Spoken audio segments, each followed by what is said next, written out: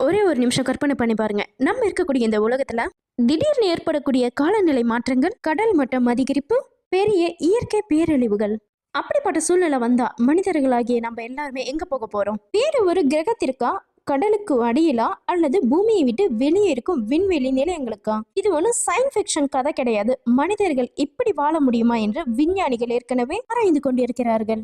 இவங்களோட ஆராய்ச்சி எங்கெங்கெல்லாம் நடக்குதுங்கிறத 3 வித்தியாசமான இடங்களா பார்க்கலாம். ஆனாலும் கடைசியா பார்க்க போற இடம் தான் நம்ம பூமிக்கு வெளியே இருக்கக்கூடிய ஒரு உலகன்னு கூட சொல்லலாம். முதல்ல நம்ம போகக்கூடிய பிளேஸ், அதாவது அது பிளேஸ் கிடையாது, மனிதர்கள் பூமிக்கு அடுத்ததாக குடியேறலாம் என்று அதிகமாக பேசப்படும் இடங்களில் இதுவும் ஒன்று. அதுதான் செவ்வாய் கிரகம். செவ்வாய் நம்ம பூமியை போல பல பாறைகளை கொண்ட ஒரு கிரகமாகும். ஆனாலும் அங்க போய் இறங்கிட்டாலே சரி, வீடு கட்டி வாழலாம்னு மட்டும் சொல்லிட முடியாது. செவ்வாய் மனிதர்களுக்கு மிகவும் ஆபத்தான இடம். அங்க இருக்கக்கூடிய வளிமண்டலம் மிகவும் மெல்லியது. மனிதர்கள் நேரடியாக சுவாசிக்க போதுமான ஆக்சிஜன் கிடையாது. மேலும் அங்கே வெப்பநிலை மிகவும் குறைவாக இருக்கக்கூடும். அதோடு செவ்வாயில் பூமியை போல பாதுகாப்பான காந்தப்புலமும் வளிமண்டலமும் இல்லாததால் விண்வெளியில் இருந்து வரும் கதிர்வீச்சும் மனிதர்களுக்கு மிகப்பெரிய ஆபத்து தான்.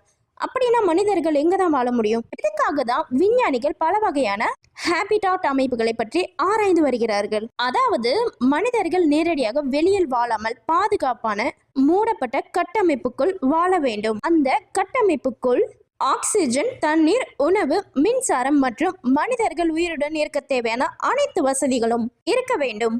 ஆனாலும் இந்த இடத்துலதான் மிகப்பெரிய கேள்வி ஒண்ணு உருவாகுது. உணவு எங்கிருந்து வரும்? நம்ம பூமியில இருந்து உணவு தினமும் அனுப்புறது சாத்தியமே இல்லை. அதனால் எதிர்கால மார்ஸ் குடியிருப்புகளில் இந்த இடத்திலேயே அதிக உணவு கிடைக்கக்கூடிய தாவரங்களை வளர்க்கும் முறைகள் தேவைப்படும். அதாவது ஒரு நாள் செவ்வாயில் இருக்கும் ஒவ்வொரு குடியிருப்புக்குள்ளும் மனிதர்கள் தங்களுக்கு தேவையான சில உணவுகளை தாங்களே வளர்க்க வேண்டிய நிலை வரலாம். மேலும் தண்ணீரும் மிகவும் முக்கியமானது. செவ்வாய் கிரகத்துல தண்ணீர் ஒன்றும் நேராக ஆறா ஓடவில்லை. ஆனால் அங்க பனிக்கட்டி வடிவில் தண்ணீர் இருப்பதாக ஆதாரங்கள் உள்ளன. அந்த வளங்களை எதிர்காலத்தில் பயன்படுத்த முடியுமா என்பதுதான் முக்கியமான ஆராய்ச்சி. ஆனால் இங்க ஒரு மிகப்பெரிய பிரச்சனையும் இருக்கு. செவ்வாய் பூமியிலிருந்து மிகவும் தொலைவில் இருக்கிறது. பயணம் மட்டும் நீண்டதாக இருக்கும். அதோடு அங்கே ஏதாவது அவசர கால நிலை ஏற்பட்டால் பூமியிலிருந்து உடனடியாக சென்று உதவ முடியாது. அதனாலதான் செவ்வாயில் மனிதர்கள் வாழ்வது ஒரு சாதாரண சுற்றுலா பயணம் கிடையாது. அது மனித வரலாற்றையே மிகப்பெரிய சவால்களில் ஒன்றாக இருக்கும். ஆனால் ஒரு நாள் மனிதர்கள் உண்மையாகவே செவ்வாயில் ஒரு சிறிய குடியிருப்பை உருவாக்கிவிட்டால், அப்போது மனித இனம் முதல் முறையாக ஒரே ஒரு கிரகத்தை மட்டும் சார்ந்த உயிரினமாக இருக்காது. இப்ப நம்ம பூமியிலே இருக்கக்கூடிய வேறொரு பிளேஸ்க்கு தான் போக போறோம். ஆனாலும் கூட அது நம்ம கற்பனை செய்ய முடியாது. கடலுக்கு அடியில போக போறோம். நம்ம பூமியின் பெரும்பகுதி கடல் மூடிக்கொண்டிருக்கிறது. ஆனால் கடலின் ஆழமான பகுதிகளில் மனிதர்கள் நிரந்தரமாக வாழ முடியுமா? மிகப்பெரிய சவால்களில் ஒன்றுதான். அதுக்கு காரணம்னு பார்த்தா மிகப்பெரிய அழுத்தம் தான். நம்ம கடலுக்குள் ஆழமாக செல்ல செல்ல மேலே இருக்கும் தண்ணீரின் அழுத்தம் அதிகரித்து கொண்டே போகும். ஒரு சாதாரண கட்டிடம் அங்கே இருந்தால் அதை சுற்றி இருக்கும் தண்ணீரின் அழுத்தம் மிகப்பெரிய ஆபத்தை ஏற்படுத்தும். அதனாலதான் எதிர்காலத்துல அண்டர் கிரவுண்ட் சிட்டி என்றால் அது சாதாரண வீடுகளை போல இருக்காது.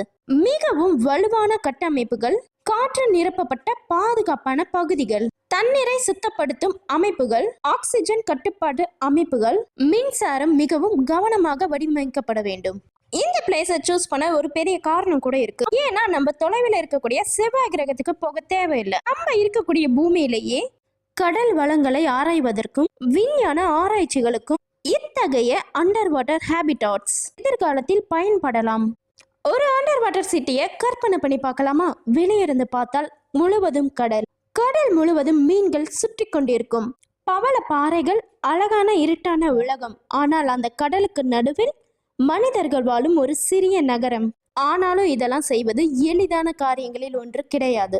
ஏன்னா அந்த பிளேஸ்ல ஒரு சின்ன தவறு நடந்தா கூட தண்ணீர் உள்ளே புகுவது மிகப்பெரிய ஆபத்தாக மாறிடலாம். அதனாலதான் அண்டர் வாட்டர் சிட்டியில் வாழும் மனிதர்களுக்கு பாதுகாப்பு என்பது முதல் முன்னுரிமை. அதனால் எதிர்காலத்தில் இப்படிப்பட்ட நகரங்கள் உருவானாலும் அவை முதலில் பெரிய நகரங்களாக இல்லாமல் சிறிய ரிசர்ச் செக்ஷன், அல்லது மிக சிறிய குடியிருப்பு பகுதிகளாக ஆரம்பிக்க அதிக வாய்ப்புகள் இருக்கிறது. சரி, ஓகே, அடுத்ததா நம்ம பூமியில இருந்து ரொம்ப தூரத்துக்கு போகலாமா? இப்ப நம்ம போகக்கூடிய பிளேஸ் தான் நிலா. நிலா நமக்கு மிகவும் அருகில் இருக்கும் விண்வெளி உலகம். மனிதர்கள் ஏற்கனவே நிலவில் காலடி வைத்திருக்கிறார்கள், ஆனால் அங்கே நிரந்தரமாக வாழ்ந்தது கிடையாது. நிலவின் வளிமண்டலம் நம்ம பூமியை போல கிடையாது. அதனாலதான் அங்க மனிதர்கள் யாரும் சாதாரணமாக வெளியே நடக்க முடியாது. ஸ்பேஸ் ஷூட் இல்லாமல் சில நிமிடங்கள் கூட உயிருடன் இருப்பது சாத்தியமில்லை.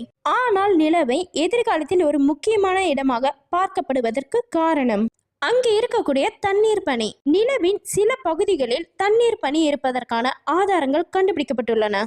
இந்த பனியை எதிர்காலத்தில் பயன்படுத்த முடிந்தால் அது மனிதர்களுக்கு மிகப்பெரிய வளமாக இருக்கும். தண்ணீரை குடிக்க பயன்படுத்தலாம், இதிலிருந்து ஆக்சிஜனை பெறலாம். மேலும் ஹைட்ரஜன் மற்றும் ஆக்சிஜனை பயன்படுத்தி எரிபொருள் தயாரிக்கும் வாய்ப்பும் ஆராயப்படுகிறது. அதனால் எதிர்காலத்தில் நிலா வெறும் மனிதர்கள் சென்று திரும்பும் இடமாக மட்டும் இல்லாமல் விண்வெளிகளுக்கு செல்லும் ஒரு முக்கிய இடைநிலையமாக மாறக்கூடும்.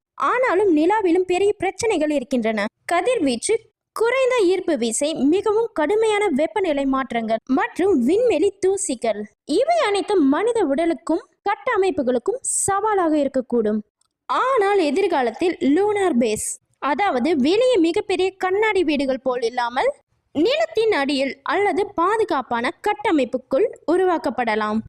ஆனால் இதில் எது உண்மையான சாத்தியம்? இப்ப நமக்கு 3 கேள்வி முக்கியமா வரலாம். இந்த 3 பிளேஸ்லயும் மனிதர்கள் வாழ முடியுமா? தொழில்நுட்ப ரீதியாக சாத்தியங்கள் இருக்கிறதா? இந்த பிளேஸ் எதுவுமே பூமியை போல எளிதான வாழ்க்கை முறையை கொடுக்கல. மாஸ் நம்ம பூமியில இருந்து ரொம்ப தூரமா இருக்கு. அண்டர் வாட்டர் சிட்டிஸ்னா கடலின் அழுத்தம் மற்றும் பாதுகாப்பு பிரச்சனைகளை எதிர்கொள்ள வேண்டும். பார்த்தா கதிர்வீச்சு மற்றும் குறைந்த ஈர்ப்பு விசை போன்ற பிரச்சனைகளை கொண்டுள்ளது. ஆனால் மனிதர்கள் உண்மையாகவே இவற்றில் நிரந்தரமாக வாழ ஆரம்பிக்க வேண்டும் என்றால் இன்னும் மிகப்பெரிய தொழில்நுட்ப முன்னேற்றங்கள் தேவை.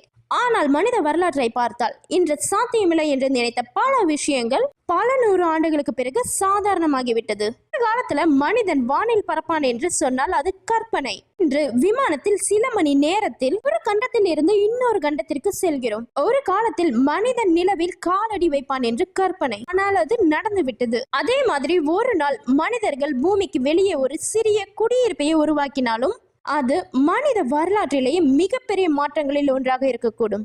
இப்ப நீங்க சொல்லுங்க, இந்த 3 பிளேஸ்ல எந்த பிளேஸ் சாத்தியக்கூறுன்னு? இப்ப இந்த 3 பிளேஸ்ல ஒண்ணு நடக்கதான் போகுதுன்னு எந்த பிளேஸ சொல்லுவீங்க? கமெண்ட்ல சொல்லிட்டு போங்க. இந்த வீடியோ உங்களுக்கு பிடிச்சிருந்தா ஒரு லைக் பண்ணிட்டு சேனலை சப்ஸ்கிரைப் பண்ணிட்டு போங்க. தொடர்ந்து பயணம் செய்வோம். நன்றி, வணக்கம், மீண்டும் சந்திப்போம்.